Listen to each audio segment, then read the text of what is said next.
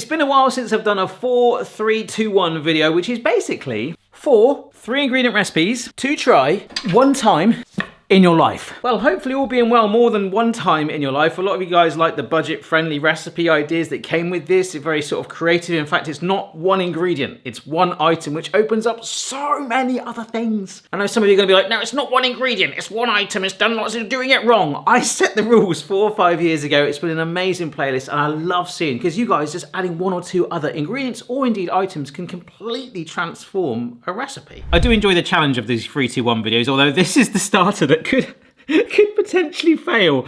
We've got a tin of sweet corn. This is some bacon rashers that I cooked up earlier, Boston approved. And this is some self-raising flour. Now, as much as I was saying about the 1 ingredient item thing, people have also said give yourself some slack, like seasoning with salt and pepper. I might do that today, but even things like flour that you generally have in the house. With some of the recipes on this playlist, I've been quite harsh on myself on this, so really, if you wanted to, you could add another one, but that is if it works, because we're gonna try and make some sweet corn and bacon fritters. And out of all these ingredients, it is the sweet corn that's got the biggest job, because I'm hoping that the moisture from this will help cling with the flour to hold it all together. There's only one way to find out. All right, so let's start with a nice easy step. So some bacon, this is smoked, so a bit more flavor, completely up to you.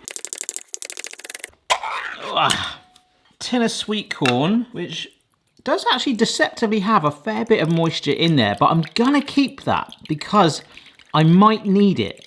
I'm not going to completely drain it off. This is my can colander, by the way. One of my favourite kitchen gadgets. I'm sure you could 3D print this now.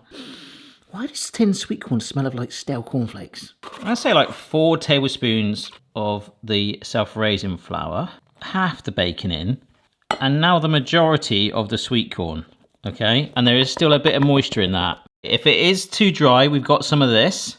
And if it is too wet, well, we've definitely got enough flour. So let's just start stirring it and seeing what it does. The alternative is obviously to whiz it up.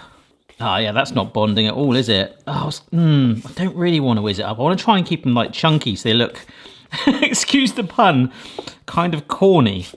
So if we add moisture, oh, there we go. Oh yes, I was a bit worried. But that's already, look, I could make a jumbo one. Let's get some more of that bacon in actually, because that might plug some gaps. Can you tell I'm sort of winging this a little bit? I mean, this was always the case with these videos. One of my favorite ones is, actually it went quite popular on TikTok, I think, by someone, it was like lazy lasagna. And that was one of the first 4, 3, 2, 1s I ever did, where it was just like fresh pasta, cheese, jar of sauce, and layer it. Like, super easy. Yeah, look, it is actually holding together amazing. And what I really want to do is just shape it. Oh, wow, that's shaping really well. Like sweet corn and bacon table tennis balls. Oh, wow. Nice, so I've got 8. I really hope these don't fall apart. I just need to wash my hands. So just to help a little bit, I've sprinkled a touch more flour on the tops and given it a fresh lick of water to kind of give it one final potential grip together. There we are, let's see what happens. Just flour, sweet corn, and bacon. All right, so we've got our trusty budget fryer here, Tuck. Despite the price, unlike Alan, I don't think this has been recalled. This has been an absolute beast for me. It was so cheap. But really, when you think about it, it's just like a little bucket with a heating element, isn't it? And that oil is hot. Okay, here we go. It's looking good. They are holding their shape fantastically. Oh my gosh, I really hope this works. It's so easy, it's 3 ingredients, but it just falls apart. You get the 3 ingredients back separately. Oh my word. Oh, look at the colour on it.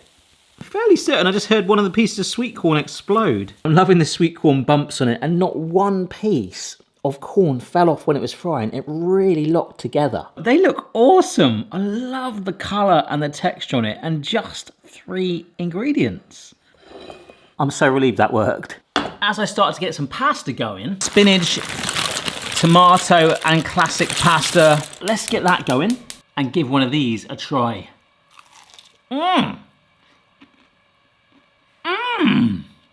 Wow, that is absolutely phenomenal. You've got like this smoky bacon flavour, the crispy coating, which is actually slightly fluffier in the middle. It's almost like a cupcake texture. Look, it is genuinely fluffy. And the corn itself has been fried, so you've got that sweetness, but still that sort of like fried, crunchy coating on the outer edge. It is absolutely fantastic. And the one thing that surprised me is it's not dry. Perhaps a dunking pot can sometimes help things like this, but on its own, that is absolutely insane. That is dangerous. I need to hide that, and you really need to try that. Wow, like no joke, that is absolutely amazing. Oh, they actually smell really nice as well. Right, you've got to go away. For the main, we've got pasta because we're doing a cheeseburger pasta bake, and it is a burger in every sense. So our 3 ingredients for this is the fusilli pasta, some burgers. Now these aren't just any burgers. They, as you can see, have got some bits in there. It's actually made with chuck steak, and you can see little specks there of herbs. That's actually chives, but also, and the smell is phenomenal, it's made with caramelized onion. So 1 item effectively, but lots of flavour going on there. Caramelised onion burgers. And in here is some cheese infused with peppers and chilies. Yeah, in fact, one of them is a jalapeno in there, but look at the colours on that. Absolutely awesome. Still cheese, but a nice little kick in there too. These 3 ingredients, 3 items, should make our cheeseburger pasta bake rather epic indeed. This should be rather gorgeous. And because these burgers are quite fatty, I'm not going to put oil in my pan. I'm going to mush it up effectively back to, well, like a mince. Supermarkets actually sometimes sell flavoured mince as well. The other thing you do is get sausages as well. You can get some amazing flavoured sausages, take them out of their casings. The meat aisle in the supermarket has never been so exciting, but already, just by putting it on the heat already, it's starting to emit some of the oils. I can see those traces on the pan there already. Hear the difference? All those fats coming out of the burgers. No oil needed, nice and brown, breaking up really easily. Our pasta is done. Those burgers smell amazing. It's all gone a bit quieter because, like I said, I've turned off the heat. I want to give myself a bit of control. If I wasn't filming and moving the camera, I would keep it on a low heat. But our pasta, most of it goes in. I got a bit on the hob, but I'm going to do this quite gently. I'm going to just fold all of that burger around the pasta. Oh, I mean, is it technically still a burger? That smells so good. Right, we need that residual heat too. Because we have got our cheese slices here. We're going to leave a few for the end. Oh, actually, I might leave 4 because that could look really cool. So we're going to not only stir through the cheese, we're going to stir through the chilies and the peppers as well in it. And I guess a little bit like the flour and the sweet corn juice earlier, this will hopefully melt together and slightly grip the pasta and burgers together. So here it is in there. Let's just scatter it around. Nice and warm still from the beef being cooked in here, plus the pasta is quite warm too. Look at that, that's nice and vibrant, isn't it? And remember, we've still got 4 pieces of that cheese left over for the end. Now, it's up to you what you do here. We could actually bake this now just to kind of get some, I don't know, like a light toastiness on the pasta. I'm not gonna do that, but you could. And then jump to the step that I'm about to do, which is place the cheese on top like that. Oh my word. This grill, from the heat coming from above, so AKA a broiler, just want to melt that on there, and I think this is going to be phenomenal.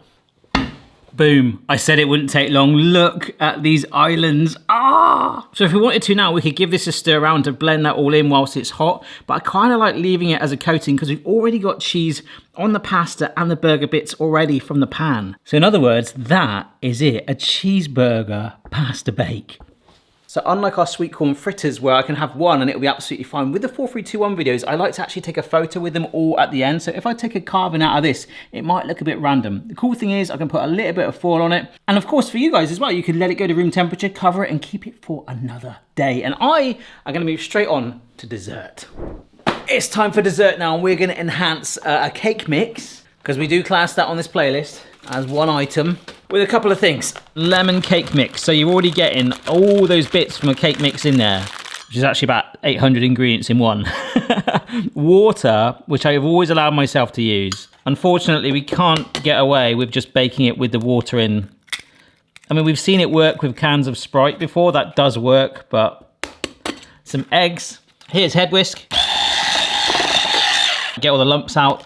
Some blueberries. That mixed, poured into a large rectangular baking tray, And of course, the cake mix itself isn't really one ingredient, but it's still one item, right? For me, when I set the rules for this playlist, it's more about that simplicity. Look, we just basically bake that now. Don't judge me, Homer.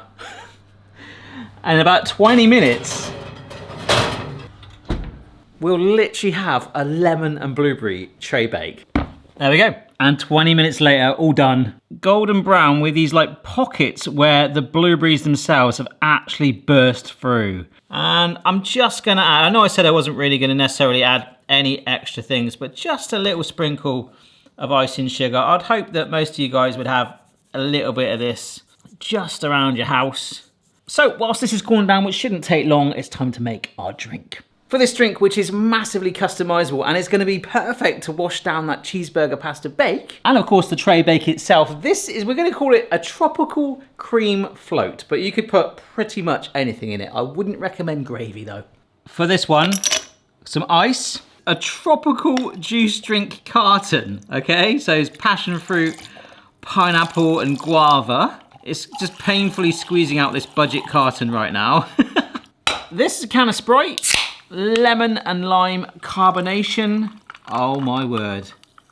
Topping it up with a bit more of that tropical juice. Okay, I'm gonna leave a bit of a gap because I've got myself a massive tub of honeycomb ice cream.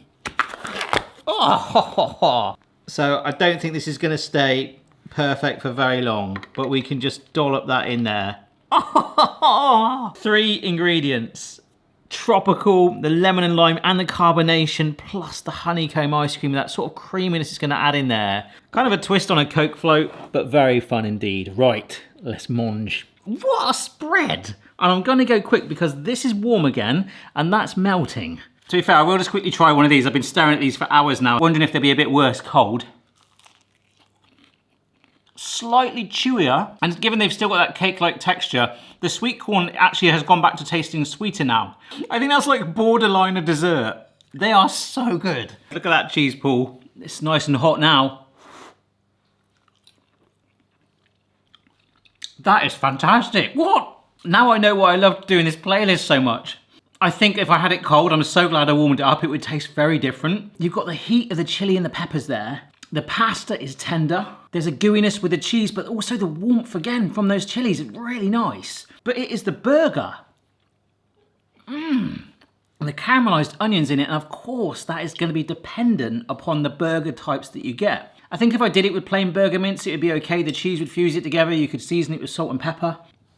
Oh, yeah, the heat from the cheese as well. I really think by just picking up that other item on the shelf, the slightly different burgers, the slightly different cheese, oh my word, I actually prefer that over these. And I blooming love these. Look, some of the ice cream is actually hugged to the glass. It does generally look a little bit like a beer, doesn't it?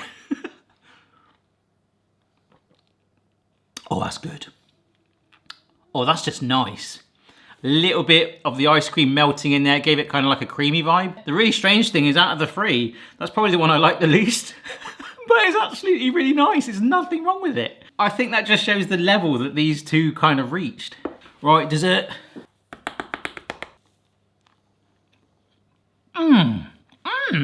Wow, I'm loving the blueberries running through it. That is gorgeous. Of course, you could make a lemon glaze for this if you want, really take it up a notch. Maybe it's the blueberries and lemons like clouding it, but that really does not taste like cake mix. I really like that. But as nice as that was, if I was really going to encourage you to try and experiment and use as a base, at the very least, one of these recipes, it would 100% be the pasta, closely followed by these fritters, which are gorgeous, but they have to be had at the moment you've cooked.